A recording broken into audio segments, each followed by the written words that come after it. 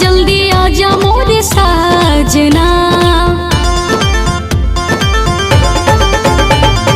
बोले चूड़ी पायलिया बोले आजा जल्दी आजा मोरे साजना। तड़पावत हई दूरी बा मिलल बहुत जरूरी बा।